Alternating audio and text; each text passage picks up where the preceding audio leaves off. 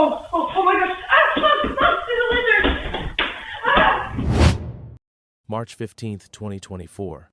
Dr. Margaret Chen had been watching the baby monitor for exactly 43 minutes when she saw the shadow move behind her grandson's crib. Not a human shadow, something else, something that shouldn't exist. The creature emerged slowly from the heating vent, 8 feet of scaled muscle and intelligence that recognized the sleeping child as prey. Margaret's hands trembled as she reached for her phone, then stopped. Who would believe her? The monster she'd created 15 years ago was supposed to be dead. Tommy stirred in his crib. The creature's head tilted, studying, learning. What happened in the next 6 hours would force Margaret to confront the truth she'd buried with her colleagues' bodies. The genetic modifications hadn't failed.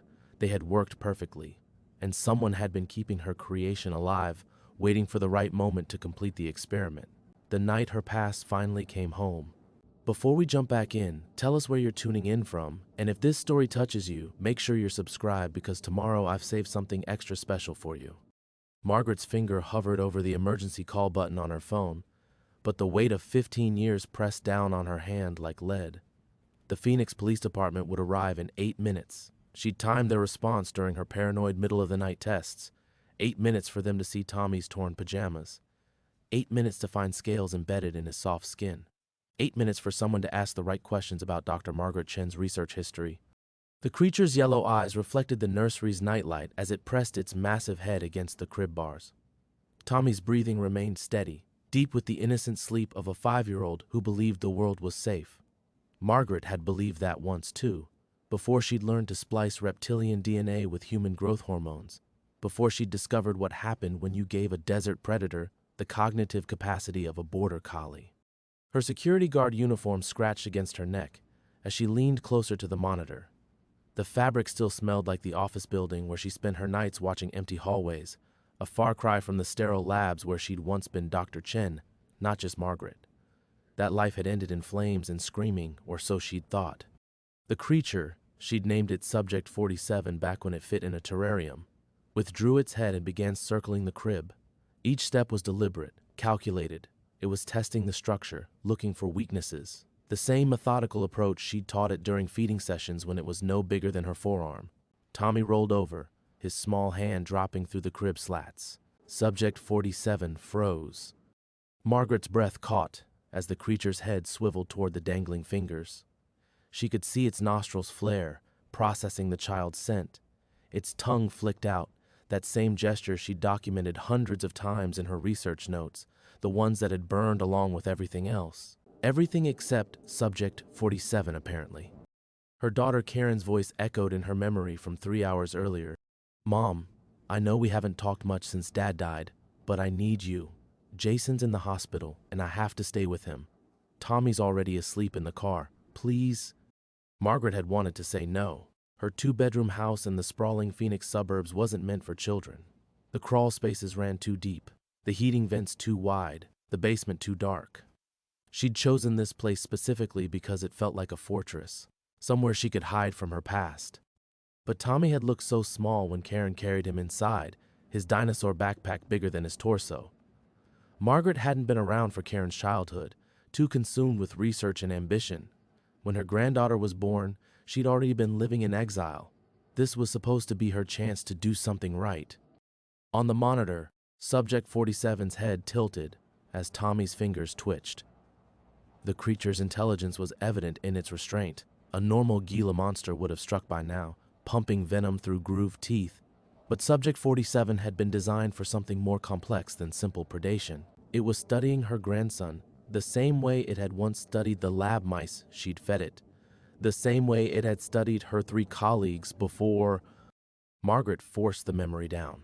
Dr. Reynolds, Dr. Martinez, and graduate student Ashley Kim. The official report blamed faulty electrical wiring. Everyone assumed Subject 47 had died in the flames along with the rest of her work. The insurance payout had been enough to disappear, to become a night shift nobody with a fake resume and cash-only rent payments. But someone had saved it. Someone had been caring for it all these years, feeding it, letting it grow. Someone who knew exactly where she lived. The house's familiar sound suddenly felt sinister. The hum of the refrigerator, the whisper of air through the vents, the settling of old wood. How many nights had she fallen asleep while Subject 47 moved through the walls around her? How many times had it watched her through the heating grates while she ate dinner or read books or talked to Karen on the phone about visits that never happened? Tommy's hand withdrew into the crib, and Subject 47's posture shifted, no longer observing, now deciding. Margaret stood so quickly her chair toppled backward. The baby monitor clattered to the floor, but the screen remained intact, still broadcasting the nightmare in her grandson's room. She grabbed the baseball bat from beside her bed, a precaution against human intruders that now seemed laughably inadequate. Her bare feet were silent on the hardwood as she moved toward the hallway. The house stretched before her like a maze, every shadow potentially concealing 8 feet of genetically modified predator. She'd studied its capabilities once, documented its enhanced problem-solving skills and improved muscle density. On paper, the modifications had been elegant. In reality, Subject 47 could kill her and Tommy before she made it halfway down the hall. The nursery door stood ajar, exactly as she'd left it when she'd tucked Tommy in and promised him pancakes in the morning, a promise she was no longer certain she could keep. From inside the room came the soft sound of claws against wood and Tommy's first sleepy whimper. Margaret's hand trembled on the bat as Tommy's whimper cut through the darkness. The sound was so achingly familiar, the same drowsy protest Karen used to make as a child when nightmares pulled her from sleep. Back then, Margaret had been too busy with grant applications and research proposals to comfort her daughter properly. She'd let David handle the midnight terrors while she worked late in the lab, chasing discoveries that felt more important than bedtime stories. The irony wasn't lost on her that she was finally ready to fight monsters for her family, 15 years too late. She pressed her back against the hallway wall, feeling the slight vibration that ran through the house's bones. The heating system cycled on with a mechanical wheeze, and somewhere in the wall something large shifted position. Subject 47 had been living in her home's infrastructure for God knew how long, learning her patterns, mapping her routines. The creature that had once recognized her voice in the lab now knew when she left for her security shifts, when she returned with groceries, when she sat alone at her kitchen table, eating microwave dinners while watching the local news. Tommy made another sound, not quite awake, but no longer fully asleep. Margaret remembered his excitement when Karen had dropped him off, how he'd clutched his stuffed brontosaurus and asked if Grandma had any dinosaur books. She'd found herself promising to take him to the Phoenix Zoo, to show him the Gila monster exhibit in the reptile house. The bitter joke of it made her stomach clench. The nursery door creaked as something heavy pressed against it from the inside. Margaret's mind raced through 15 years of careful routine, suddenly recontextualized. The missing food she'd blamed on her aging memory. The scratches on the basement walls she'd attributed to settling. The way her heating bills stayed low even during Phoenix's brutal summers, as if something else was regulating the airflow through her vents. She'd thought she was hiding from her past, but her past had been hiding with her. Her security guard uniform clung to her skin, damp with sweat despite the air conditioning. The polyester fabric bore the logo of Pinnacle Security Services, where she spent her nights watching empty office buildings and apartment complexes. Her supervisor, Janet, always praised Margaret's attention to detail, her ability to spot anomalies in routine surveillance footage. "You've got an eye for patterns," Janet would say, never knowing that Margaret had once spent years documenting the behavioral evolution of genetically modified reptiles. The bat felt pathetic in her hands. She'd bought it 3 years ago after a break-in 2 neighborhoods over, but she'd never imagined using it against something that could think and plan and remember. Subject 47 had demonstrated problem-solving abilities that rivaled primates in her early tests. Now, with over a decade of additional development and a steady food source, Christ, what had it been eating? The creature was likely far beyond anything she'd documented in her research. Tommy's breathing pattern changed, the rhythm shifting from deep sleep toward wakefulness. 5-year-olds were light sleepers, Karen had warned her. Any unusual sound could wake him, and then he'd call for his mommy or daddy, voices that weren't coming. Margaret thought of Karen sitting in that hospital waiting room, probably drinking terrible coffee and blaming herself for whatever accident had put Jason there. Her daughter had sounded so desperate on the phone, stripped of her usual distant politeness. For the first time in years, Karen had needed her mother. Margaret had been so grateful for the chance to help, to prove she could be trusted with something precious. The baseball bat's weight reminded her of the tire iron she'd used to smash the lab's backup generators the night of the fire. She thought she was destroying the evidence, making sure no one could replicate her work. Dr. Reynolds had been dead for 6 hours by then, his body cooling in the supply closet where Subject 47 had dragged him after the feeding. Martinez and Ashley had lasted longer, but not by much. The official investigation had blamed the fire on electrical problems, but Margaret knew better. She'd designed Subject 47's environment controls herself, taught it to manipulate simple mechanisms. The creature had learned to open its enclosure, to navigate the lab's layout, to identify threats and eliminate them with clinical efficiency. She'd created the perfect predator and then lost control of it in the most catastrophic way possible. From the nursery came the sound of something heavy sliding across the floor. Not claws on wood this time, something more deliberate. Subject 47 was repositioning itself, perhaps in response to Tommy's changing sleep patterns.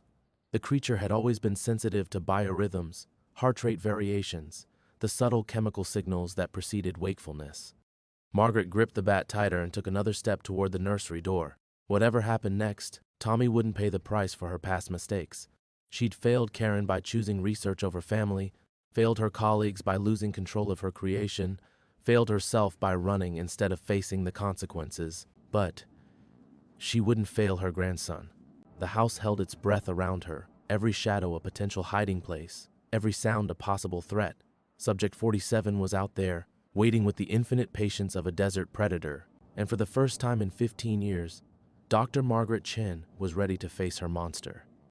Margaret's fingers had just tightened around the bat handle when her phone buzzed against her hip.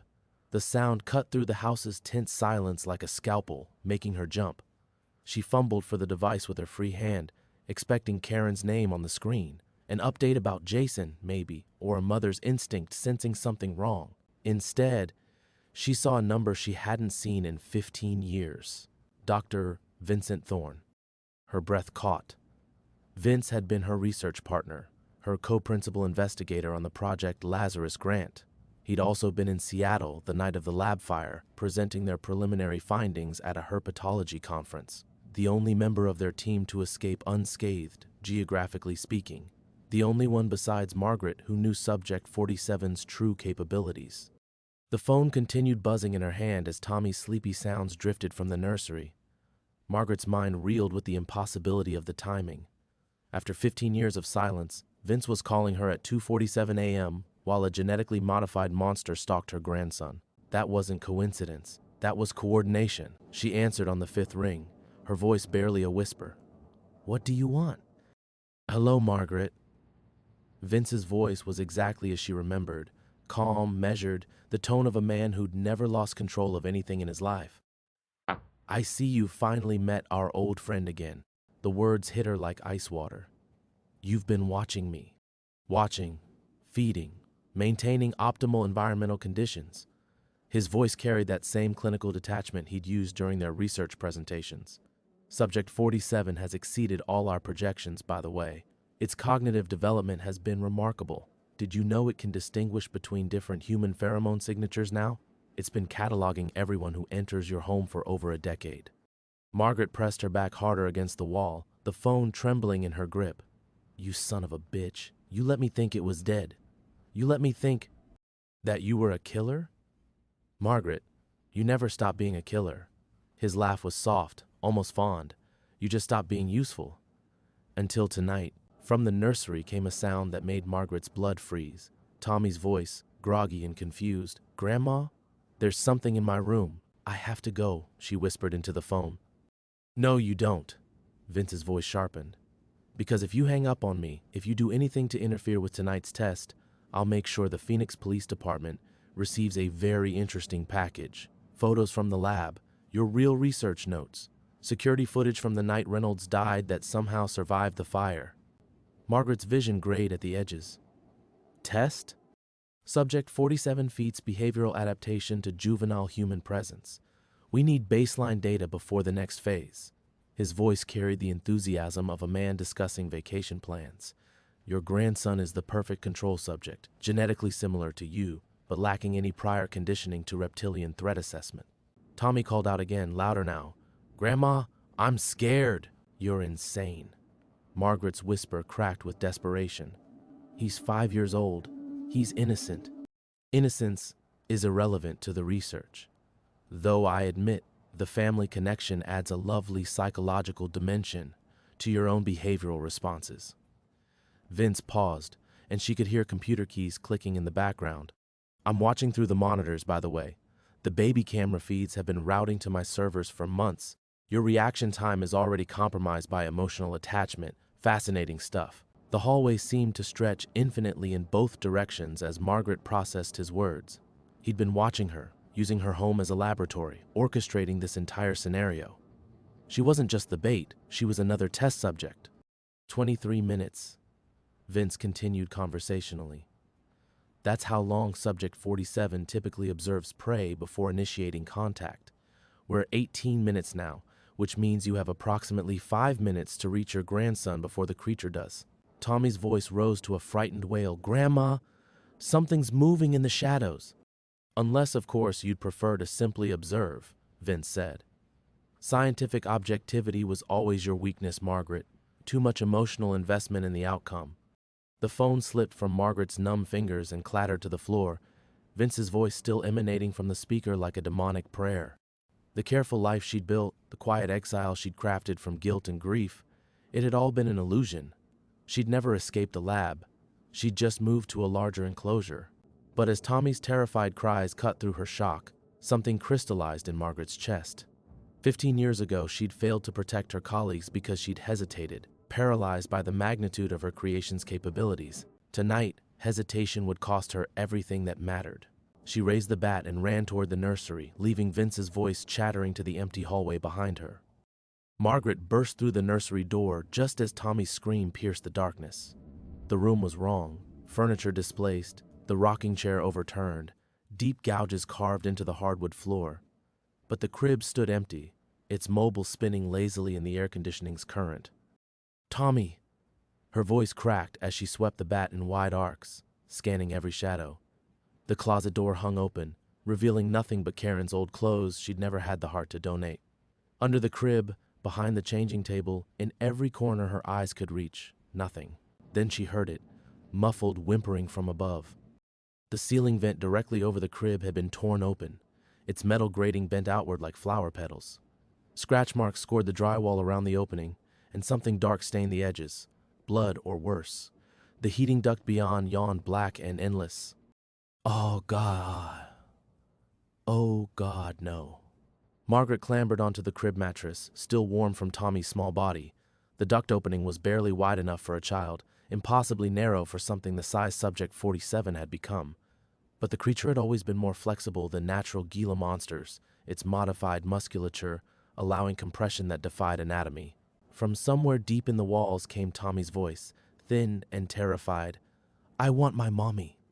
Margaret pressed her face to the vent opening, inhaling the metallic scent of fear and something else, the musky alien smell she remembered from the lab.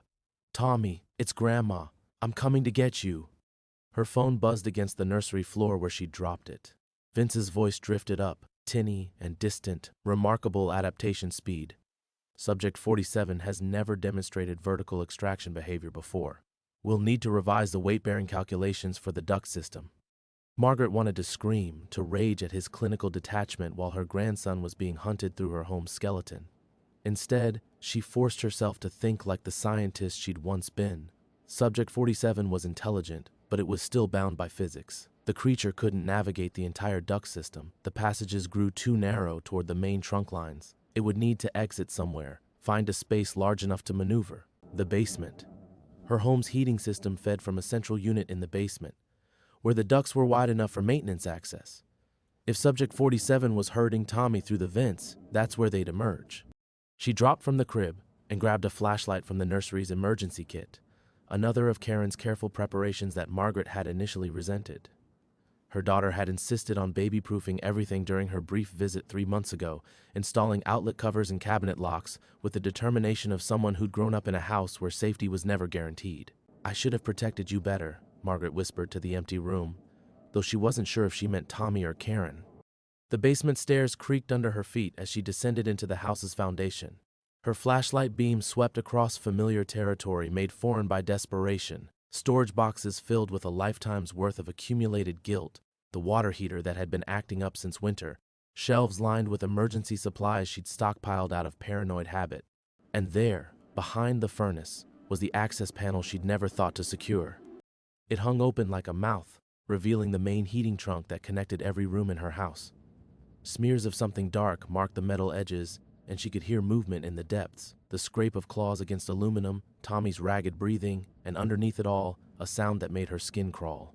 Subject 47 was vocalizing, not the hiss of a threatened reptile, but something more complex.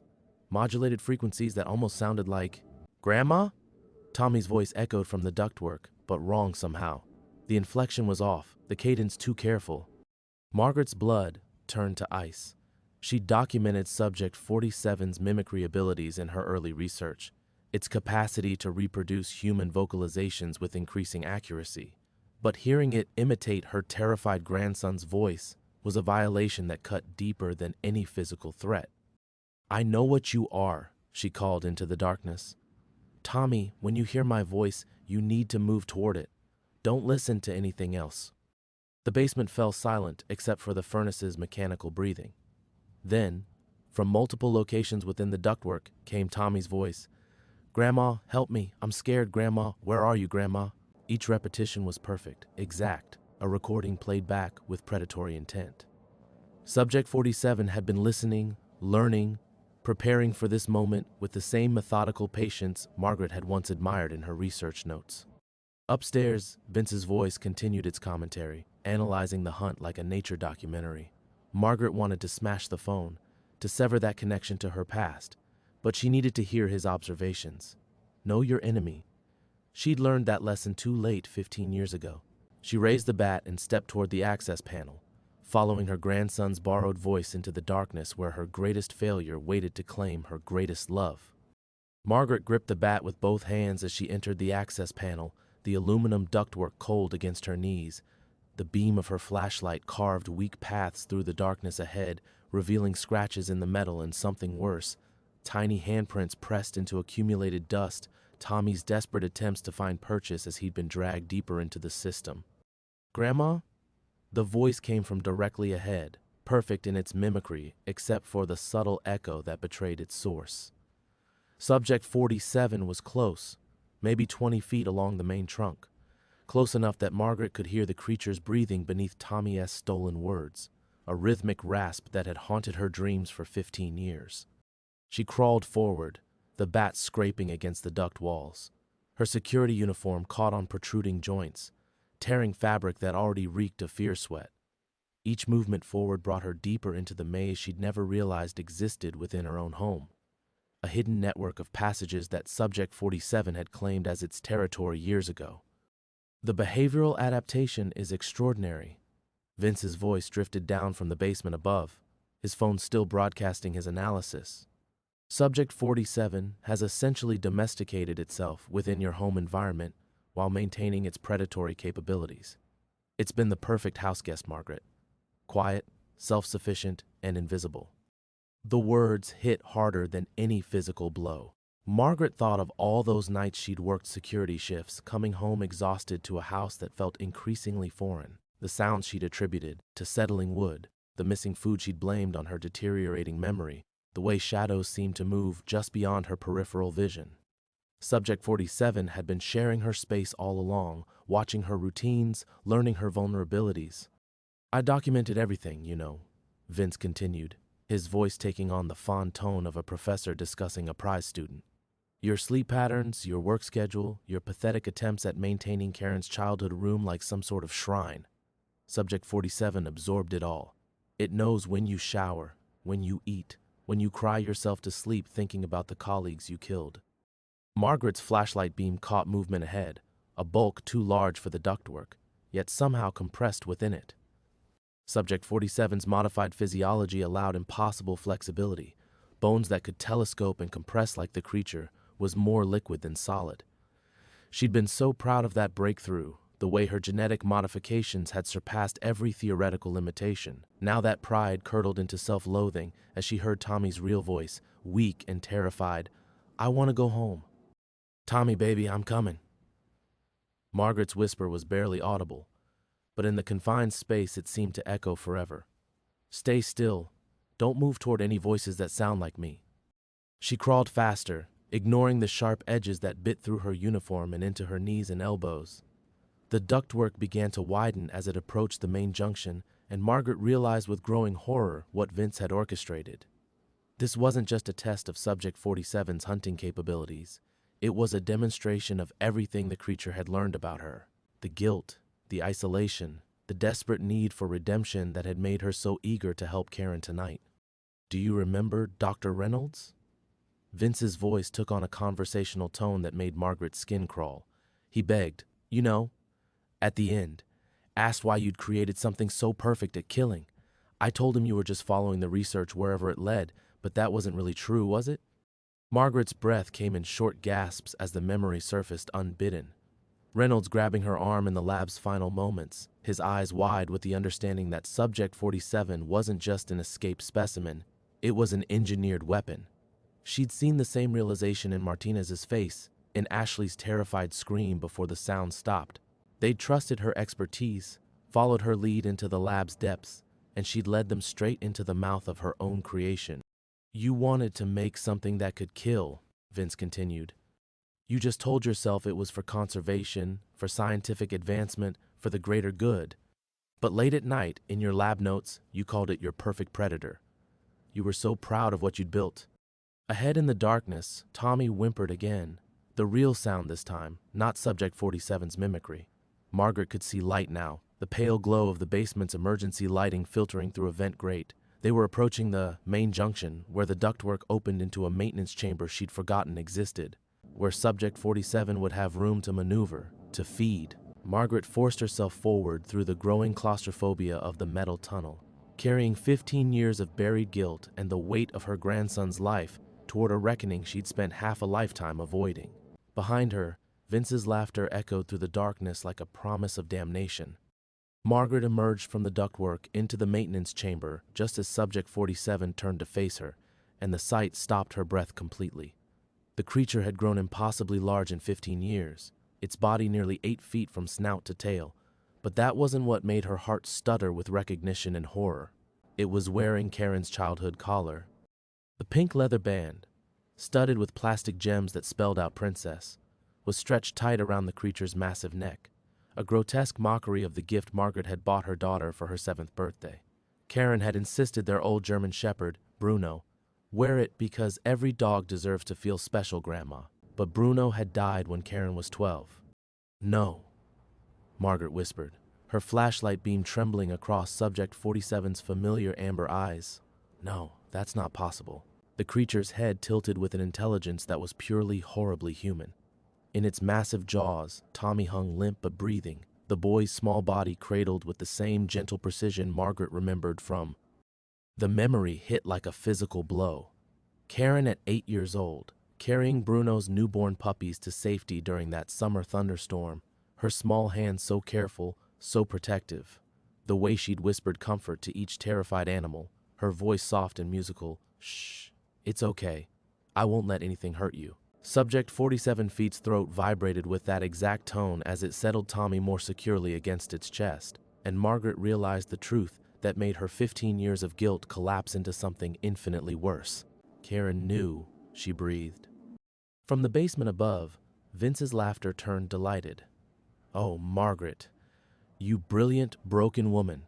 You still haven't figured it out, have you?" Margaret's legs gave out, dropping her to the maintenance chamber's concrete floor. The pieces fell together with the inexorable logic of a nightmare. Karen's insistence on visiting 3 months ago after years of silence. The baby monitors that appeared during that visit, allegedly for when Tommy comes to stay. The way her daughter had known exactly where the emergency supplies were stored, which rooms were safest, how to navigate the house's layout like she'd been planning for this night her entire adult life. "Karen's been feeding it," Margaret whispered. "All these years, she's been taking care of her pet," Vince finished, his voice warm with paternal pride. "Your daughter has quite the gift for animal handling, Margaret. Much better than you ever were." She understood what Subject 47 needed. Companionship, purpose, love. The word hit Margaret like acid. She thought of all those years Karen had pulled away, becoming distant and cold after starting college. The missed holidays explained by work commitments, the careful politeness of their phone calls, like Karen was speaking to a stranger. Margaret had assumed her daughter blamed her for the lab accident, for the shame that followed their family name through every scientific journal and news report. She'd never considered that Karen might be protecting something. The collar was her idea, Vince continued conversationally. She wanted Subject 47 to remember what it felt like to be loved. Said every living thing deserves to feel special. Quite touching, really, though it did complicate the behavioral conditioning protocols. Subject 47 made a soft rumbling sound in its throat, not a reptilian hiss, but something closer to a dog's protective growl. It shifted Tommy's unconscious form again, and Margaret saw with dawning horror that the boy was unmarked. No wounds, no signs of violence. He was being held, not hunted. Being protected. "You bastard." Margaret's voice came out broken, stripped of everything except raw understanding. "This was never about research. You've turned my grandson into bait for me." "Oh no, Margaret. That's where your arrogance shows." Vince's voice carried the satisfied weight of a man revealing his masterpiece.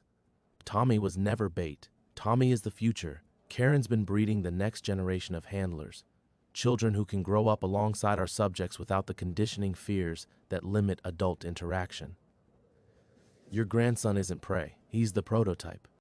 The maintenance chamber spun around Margaret as the full scope of her betrayal crashed down.